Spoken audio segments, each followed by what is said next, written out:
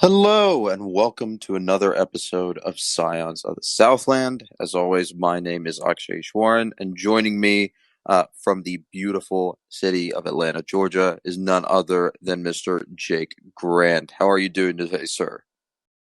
Oh, I'm doing fine. Long day at the television, I guess.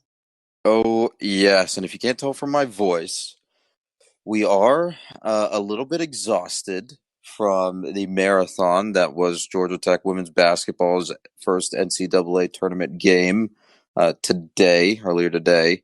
There was also a lot of other stuff going on in and around the flats this weekend, wasn't there? That there was so much that I was missing stuff, man. I came back to see we beat Syracuse in volleyball. I felt bad about that. That's a pretty big win off the top. Yes, but we will get to that. But since there was so much stuff, we need to give everything its due, but we still got to do it in our usual, 30-minute time slot. So how about you say we get started? Sure. All right, here we go. Let's start at the top. Instead of volleyball, let's start with cross country, who is at, I believe, NCAA Championships this past weekend. That they were. This is the first we've seen them in the spring, and it was definitely it was nice to see them finally get their day in the sun. This is something that they've been sitting on since the fall, having a great fall season, but they were finally able to lace it up and run. Yeah, and I have on the show notes here that you said they had their best ever finish at 20th place in the tournament. Running sports Race. are weird. Yeah. Speaking of weird, not seeing Ellen Flood and Hannah Pettit, who have been in our top seven most of the last 3 or 4 years, that Georgia Tech women's cross country has been pretty good. Both of them graduated, so we had two true freshmen, as the site says, kind of pick up the slack. So if you notice, we kind of, I guess, hyped this team up as a top 15, top 12-ish team, but you lose two experienced racers, and 20th is good. It's their best ever finish. Can't complain about that. Mm-hmm. You also mentioned, I guess, as the adjacent sport to cross country, you did mention before we started recording that track was also in progress this weekend. Yeah. Before we move on completely from women's cross country, I do want to shout out our second best individual finish ever at nationals was Nicole Fegan's second team All-American. I believe it was second team. But yeah, would be remiss not to say that. But we did have a lot of action in the first weekend of outdoor track. The Jackets were at home. They do not have an indoor track, for those of you who don't know. So this is their first home meet since 2019, because they didn't have any last year. I don't believe they had any last year, at least. So yeah, they were out and about. I think, Akshay, my dream is I want to see a steeplechase run in person. I feel like that would be really interesting. Look, the Olympics are coming to the US in what, 2028, 2026, 2028 to LA, I think. There will probably be a steeplechase in an LA Olympic stadium. I think that might be the move. I think I just need to go watch the next home meet and not be torn away by the madness of March on a Friday night. But I mean, look, Olympics, home meet, there's good options all around here. true. But I would have to go to LA if I went to the Olympics, and I don't know how I feel about that. But I am aware of your thoughts on LAX. I'm aware. We should have an airport podcast too, I think. We would never stop talking, I think, if that was the case. For the hottest takes on Philly Airport, see Yellow Jacket Roundup. I can type those up too. Ooh, boy. Okay, back to track. So home meet, home meet. How did they do? Well, see, here's my thing. Out of all of our sports, since I've started covering, I've been doing this beat for like 3 years now. I feel like I've learned to have a really good feel for volleyball. I came in knowing basketball, softball, right? That learned a lot about tennis and golf from the just leisurely side of the sport. But the one thing I just really don't get is college track and how to frame that like in the big picture. So a lot of what I go is off the seat of my pants. I know their department really loves their communications intern of late, and he's done a good job of putting stuff out there for the consuming public. Not a media guide. I would like a media guide. If anybody at athletics listens to this, bring back the media guides. That would be wonderful. Anyways, a sidebar over.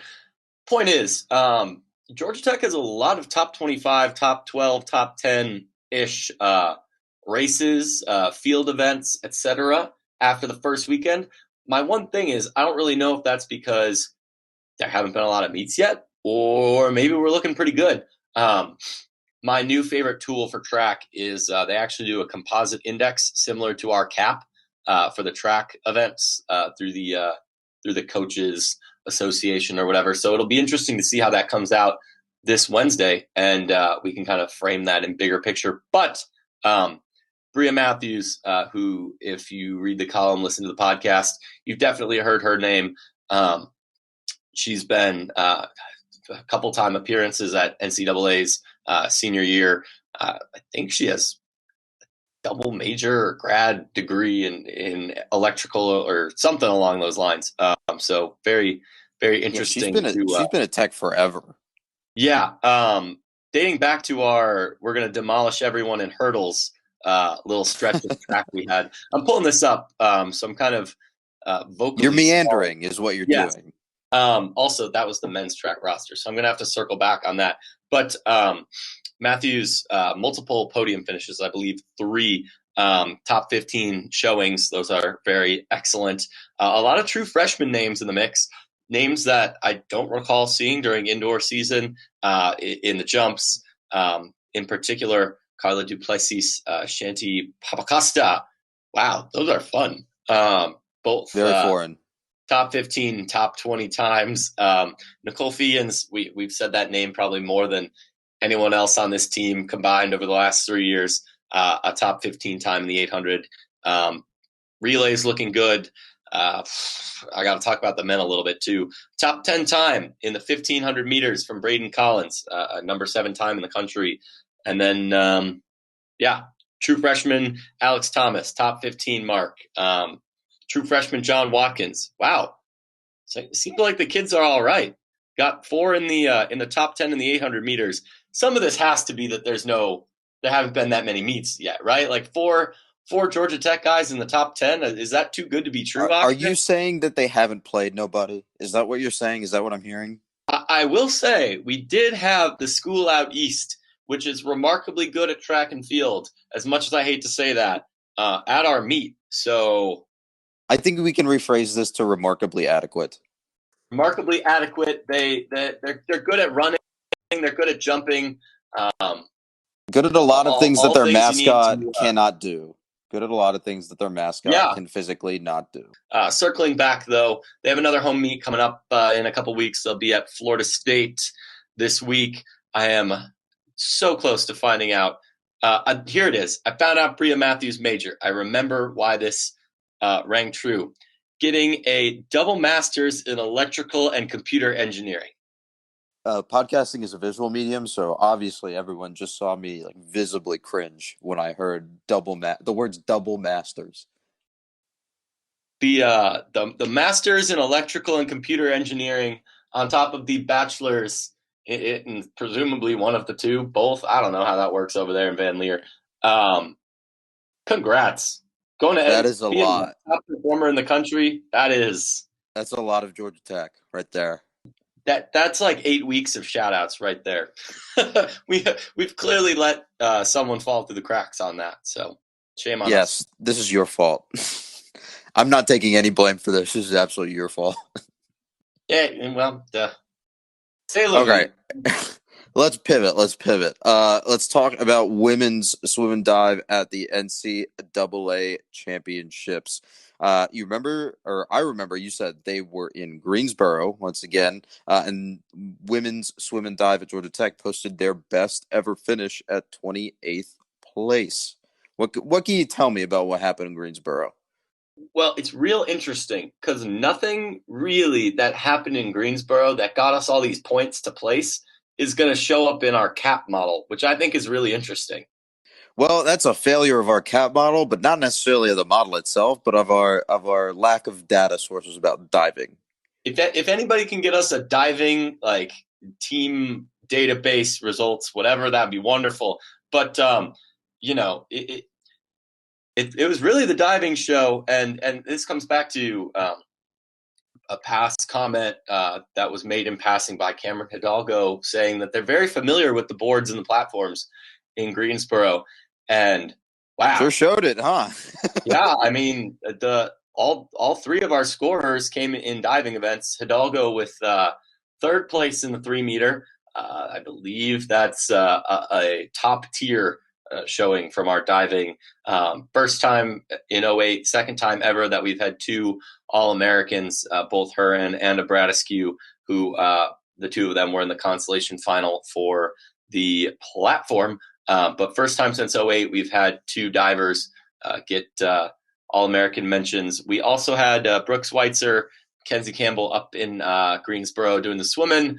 They were both mid 40s to mid 20s, I believe, in their 4-5 combined events. A lot of swimming, a lot of big time swimming, a lot of yards for Schweitzer. 500, 200, 100 back to back to back is quite a lot when that's your first time on the big stage. So props to them for showing out. But really, this was the diving show, helping to secure their best ever finish up there.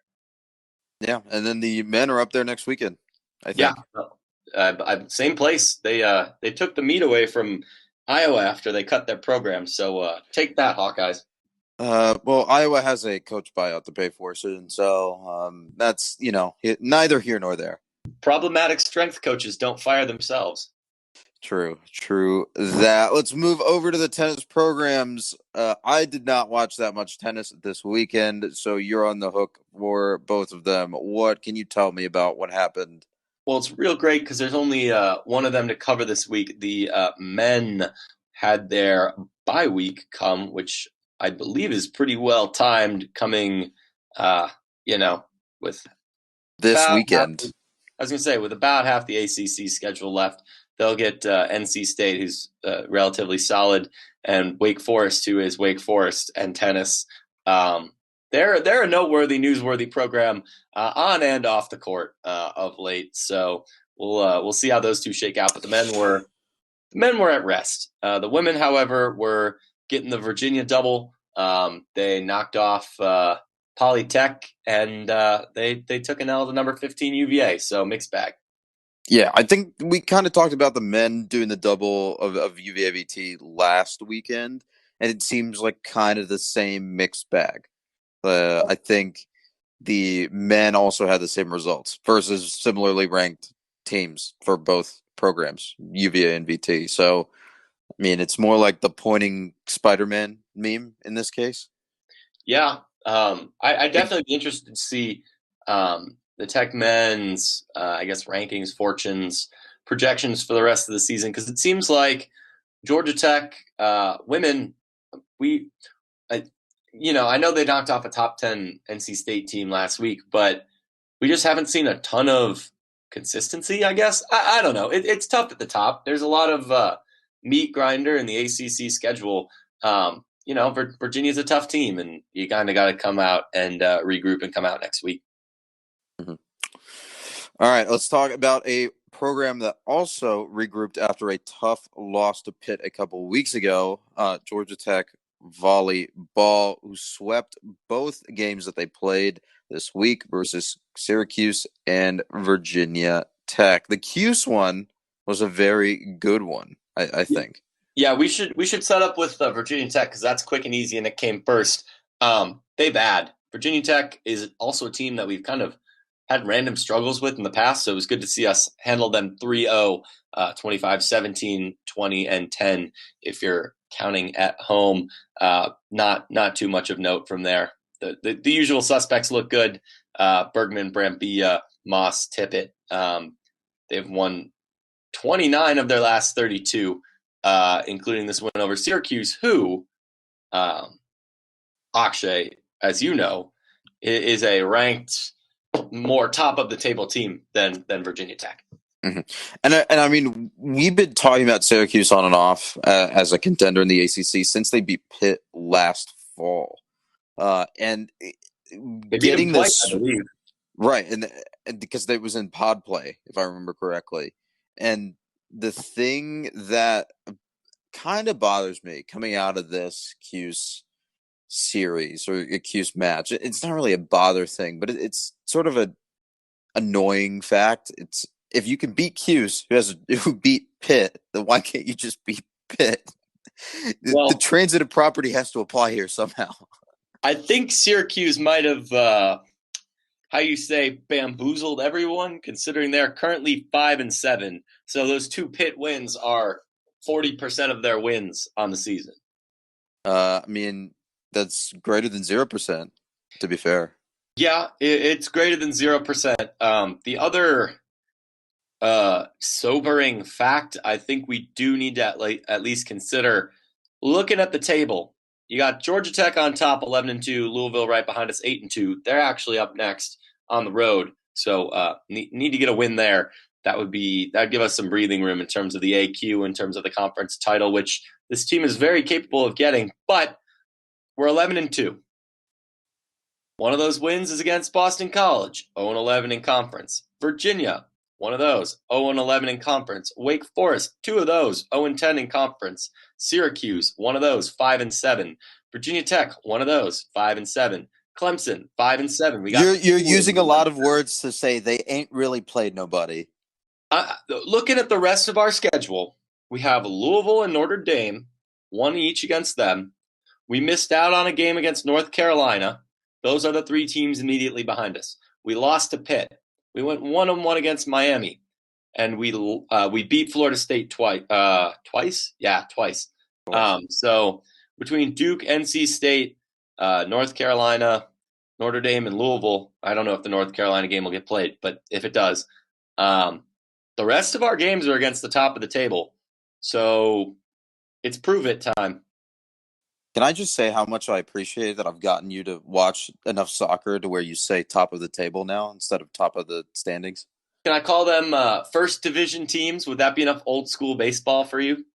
That's not even baseball. That's soccer. It's still soccer. No. First division, second division is classic 16-team MLB, 8 teams in each division. You got your first division, your second division teams. I stand by that old-fashioned baseball take. That's agree to disagree. That's not how that works. That's not how that works. Okay, disagree with the sport historian at your own risk, and we'll talk about it next week or something. Whatever. Speaking of ball hit bat sports, softball was also in action versus Notre Dame at home. They played another 4-game ACC series. They took one of the games, but I believe they lost the other 3. Kind of the same problems that we've been talking about all season came to roost once again. Yeah. Don't mind if I do kind of check that out. We can start off with the, I guess, good. They got another one in the win column. Those have been somewhat hard to come by, so it's good to see that. Absolutely. They split the doubleheader. They also lost in the 7th on Friday, I believe, and then they lost today. So 1-3 on the weekend. Akshay, I don't think it's unreasonable to say the 7th inning has been a problem this year. The last inning of both ball hit bat sports has been a problem for both teams.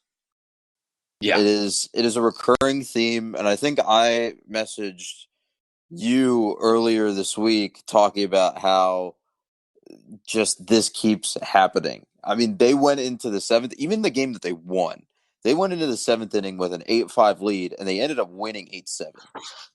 It is getting a little ridiculous. That they just don't have someone that they can trust in that last frame to get 3 outs. And hitting a baseball or hitting a softball is hard. Catching a baseball and catching a softball is hard. I'm definitely speaking as an armchair fan here. Like, don't get me wrong, but it's 3 outs. You are up by in one of the games last weekend, they were up by 7 and they gave up 8 runs. It's 3 outs. Someone in that bullpen has got to be able to get 3 outs. Yeah, I mean, those are things that good teams have, right? And Yeah. can you call this a rebuilding year? Like it felt like we had all the pieces we were putting together. I don't think you can. I think now you have to call it a rebuilding year. You have to sort of use the rest of the season to retool, evaluate what you have, do a little talent analysis, and see what pieces fit where. And I think Morales is still doing that, right? We've seen a couple of lineup tweaks here and there. It's pitcher by committee for most of these games. It's not, other teams that just leave their pitcher in for a complete game. These sorts of things are happening. There is tweaking and modification going on, and we're still team is still gathering data and learning. But at a certain point, I mean, we're halfway through the slate or something stupid like that now. Like it's some of these data analysis things have to bear fruit. You got to be making actual decisions off of your data. I think we have enough to say we have a substantial sample size, right? I mean, there's like actual qualifying definitions for that, I think, and I haven't checked them. But sure, yeah. Yeah, I'm gonna get technical on you. I've looked these things up. I don't have them on hand, but I've looked them up. Yep. Yeah. I mean, Yeah, I don't know. It's just they gotta find it. They gotta find a closer. They gotta find a starter and closer. Doesn't matter what happens in between, but someone has to, start off strong, and someone has to finish strong. That's the deal. The bats are fine, honestly, for the most part. It's the pitching. We've been talking about it all season so far. yeah, we have, and I think the same thing could be said about baseball as well. But I mean, there's been at least a little bit of movement on that. So 1 out of 2 ain't bad. I don't know. This Siegel guy had a pretty nice day. Gronkowski. We saw new faces for baseball, and I think I at least would like to. No, I mean we have basketball still to talk about, but I would like to end this segment on at least a little bit of a positive note. Go for it. Go for it. Mr. Brad here, quite a day for himself. Do you think he's going to play into the lineup? I don't know. It sort of depends on how hurt Colin Hall is. Colin Hall was injured in today's game or yesterday's game. He was injured in one of the games, and was replaced by Brad Gronkowski. And like you said, he had a day. It really depends on Colin Hall's health because I mean, even if you ignore like the lineup construction part, he is still an integral leadership piece of the team, right? Yep. And so having that senior presence on the field, especially when you have other spots around the lineup and other spots around the diamond that aren't as experienced. I mean, we're playing a lot of COVID freshmen and a lot of true freshmen in some places. Having that experience, especially with Austin Wilhite as well, it gives you a sort of like a psychological advantage or a psychological point in your favor, in my opinion. And so I just don't know if Gronkowski can break into the lineup that way. Yeah. Fair enough. I think, but it does bear mentioning that he had quite a day. He did have a really, really good outing playing center field and hitting. Yeah, and it's good to see guys step up to fill the gaps. Mm-hmm. Okay, I think we've talked enough about bat hit ball sports, so let's move on to shooty hoops, shall we? Yeah. Let's talk about the men first because they played first. So they did lose in their first tournament game in 11 years to Loyola-Chicago by, I don't remember what the score was. I'm a bad podcaster, but the score doesn't matter. They played their best. They were without Moses Wright. who was out because of COVID protocol. This was I think my main takeaway from this, well, I have two. Number one, winnable game. Oh, for Definitely sure. winnable game. Even It's just, without Moses. even without Moses, it's just, especially after the hot start. Like, Tech was leading by a good, healthy margin in that first 5 to 8 to 10 minutes. And then they sort of let things get out of hand. I don't know if I'd characterize it as they Okay, let. out of hand. Out of hand is not the right way to characterize it. They let Loyola started making shots, stopped turning the ball over as much, and they sort of got back in. They got into the game. They played their way back into the game. How about that? Yeah, I was going to say that's when the fouls started raining down too. Oh boy. Okay, we're officiating was part of it. Was not one of my takeaways, but it was a consistent thread throughout this game. The other takeaway that I had is that it is criminal how that Tech had to play this Loyola-Chicago team. It is Well, they're a top 10 criminal. team. They're a top 10 team. I I, don't I think there's a like question. I understand, like, and I'll let you finish. I understand, like, I've talked about it with a couple friends, and we talked about it with a couple friends that were saying, like, okay, strength of schedule. They only played a ton of conference games. Their best wins are against Drake, yada yada yada. But, like, the way that this team played, and also it was backed up by the way that they played against Illinois today, as they made it to the Sweet 16. Like, this is not it's not a 9 seed.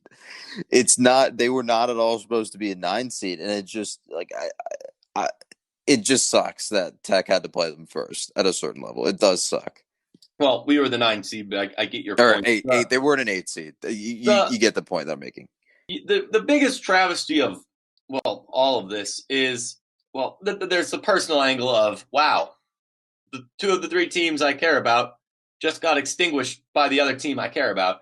But the most annoying part of this, at least for me, is I've been trumpeting this all year. Mid majors and teams that nobody gives credit to, Georgia Tech is included on that list, get no credit from the selection committee, from the national media, from Joe Schmo picking brackets, whatever. When it comes down to it, I mean, Louisville, whatever. Shut up, Louisville. St. Louis, Colorado State should have been in over UCLA and Michigan State. Loyola should have been a higher seed. Georgia Tech should have been a higher seed. Heck, even Rutgers probably should have been given some consideration. I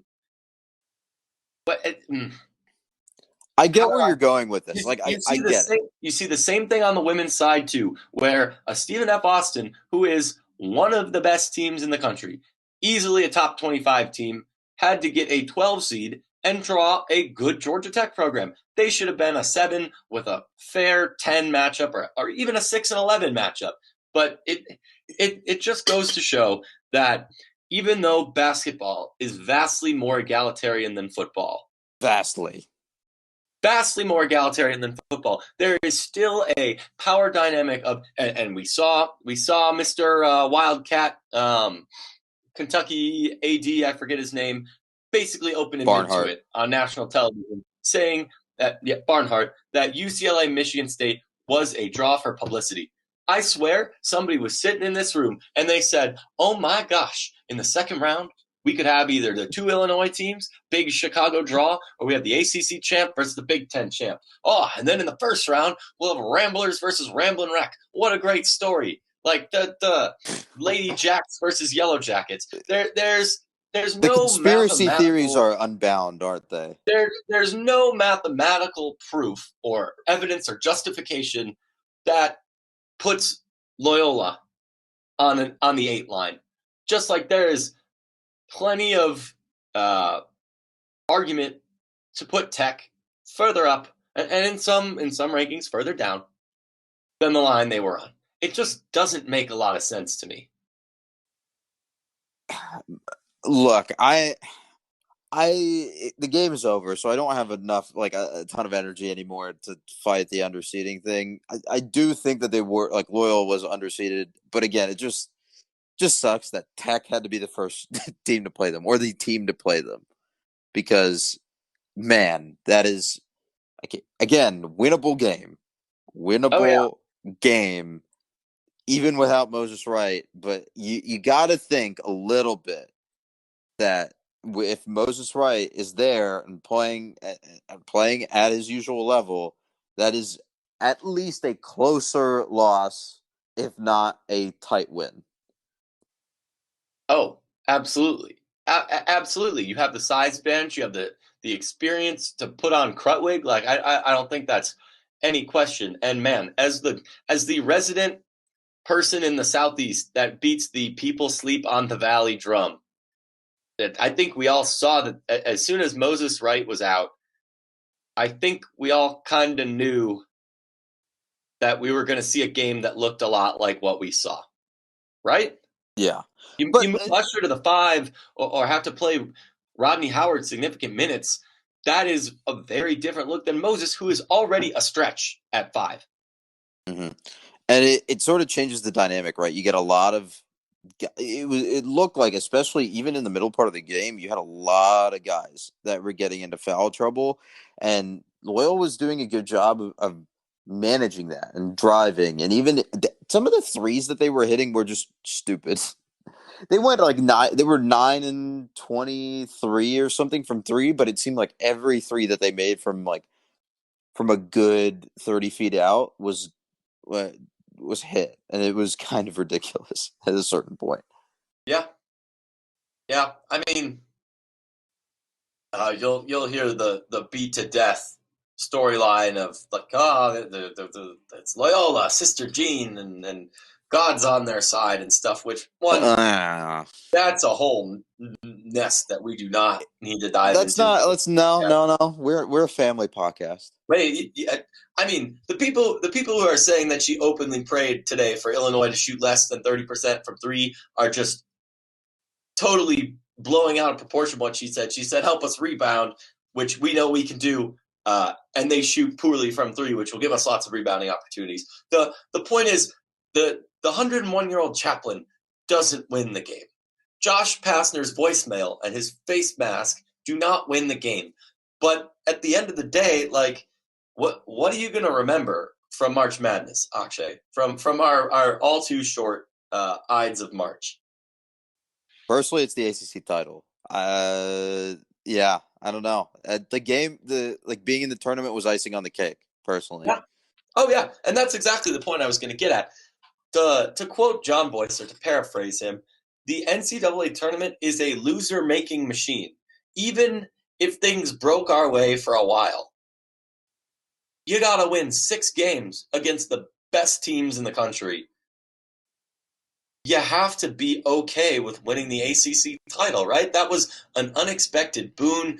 People are going to call it a Mickey Mouse title for the next year or two while they still sucks for remember them. The shirt it. doesn't say Mickey Mouse title or have an asterisk, and I Yeah, will be wearing that shirt. yeah. So Oh yeah. tough luck.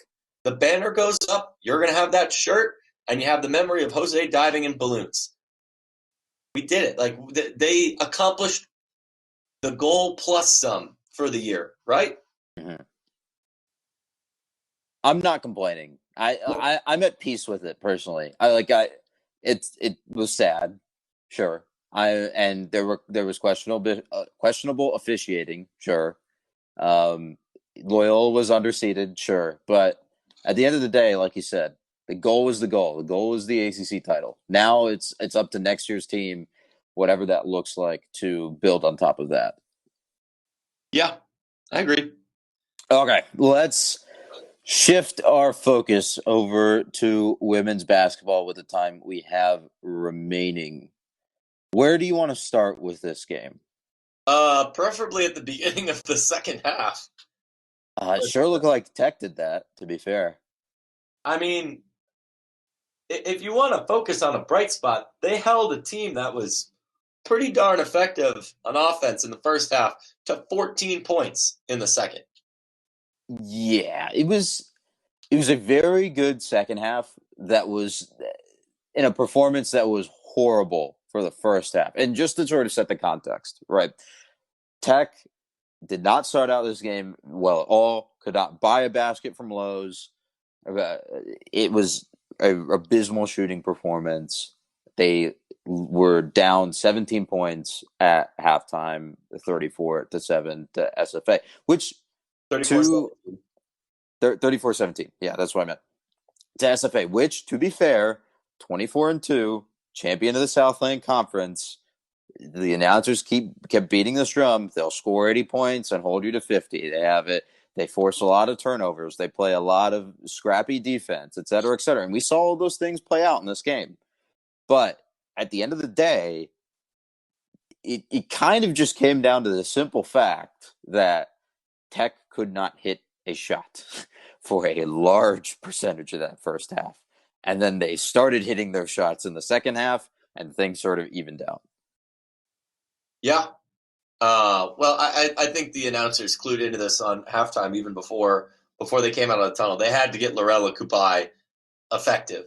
And there were stretches in the second half where we couldn't buy a layup, let alone a shot. But what changed?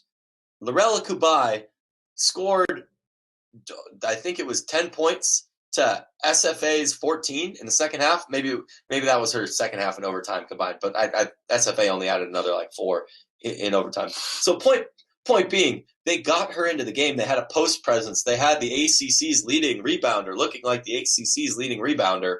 Oh, and this was all, by the way, after she took a nasty, nasty spill in the first half and hit her head pretty hard on the hardwood. So credit to her. The player of the year, not the player of the year, the player of the day, right? Right. Absolutely. Yeah. It just looked like they came out for that second half, and momentum is not a real stat or statistically significant, yada yada yada.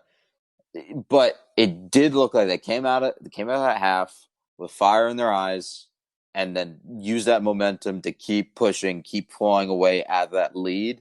I mean, it was down to 6 for a while, where SFA was fending off. It was playing really good defense on that side of the court. Yep. And getting some really just bad bounces of the basketball go their way off of shots. And it just sort of Tech was able to work it down, whittle down that lead, make a couple of free throws here, hit a 3 there, play really good defense during overtime, and then they came out with a win. Yeah. And I think you have to wow. Sorry, I had the Texas Tech Arkansas game on in the background, and the Red Raiders just whiffed the layup to end the game. Fat L. Rip Tortilla boys. But I mean, that's exactly how this game ended, to be fair. That is it's kind of some deja vu. But what was I going to say? I don't think you can tell the story of this game without adding that Georgia Tech ended both the first and third quarters on buzzer beater prayers of threes. Yeah. Yeah. I mean, I forget who hit the one in the first quarter. I think it was K.R. Fletcher who hit it in the first quarter, Loyal McQueen in the third quarter. Both cut into the lead. At least in the first quarter, it was, cut it down to 7. In the third quarter, cut it down to 4. No, cut it down to 6 because the score bug was wrong. 6 or 7. Score bug was wrong on that one. It was a very poor shooting performance from 3, other than for those buzzer beaters, more or less. Yeah. No, the shooting from 3 was bad, but what did they do in the second half? They stopped taking stupid threes. It was wonderful. Oh, it was fantastic. It's just, when the fans tweet about it, obviously it has an effect on the team in the stadium. 2,500 miles away, obviously had an effect. They won because of you. That's what I'm hearing. Don't you put that on me, Ricky Bobby. You're gonna have to step up your morale for the next game, I guess. I'm not your friend. What is his name? Dom, the director of morale. I love the director. Wow, what a guy! What a guy. Whatever. Okay. I also think you can't tell the story of this game without talking about the ending, because no, you can't. Ooh, boy, that is objectively one brutal way to lose a basketball game. Yeah, for sure. The Yeah, I do not envy the person that missed 3 consecutive high percentage shots from right under the rim. I definitely was terrified that we were going to get called for a foul, and even Oh more yes, terrified that we were going to make the shot and end it on and one. uh, a walk-off free throw, which, considering we had just blown a couple of ours, that would not have been a fun way for that game to end for us Oh, and I either. So, messaged you right before that. I was like, it's absolutely going to come back to bite us. Missing 2 free throws in the middle of overtime, like, there's no way that it would not. And, I mean, thankfully it didn't. But, threat was there for a while. yeah, yeah. I think we can all relax. The the women really carried the week in terms of Georgia Tech sports. You got Oh, yeah. women's cross country record finish, women's swimming, women's diving, correction, record finish, and women's basketball getting the old heart rate up. I didn't do any cardio running or biking or swimming today, but sure feels like I did. Yeah, I am exhausted. So I think we will end our wrap up for the week, unless you have any final comments. Um, I really enjoy our half hours of speaking together every week, Akshay. Yes, They seem to time precisely lasts half so long. hours. If I had one day left, I'd just do a podcast because it would take 2 days. Exactly. We exist to be punctual and prompt on our times. Oh, for Thank sure. you, thank you everyone for listening, and we will see you all next week.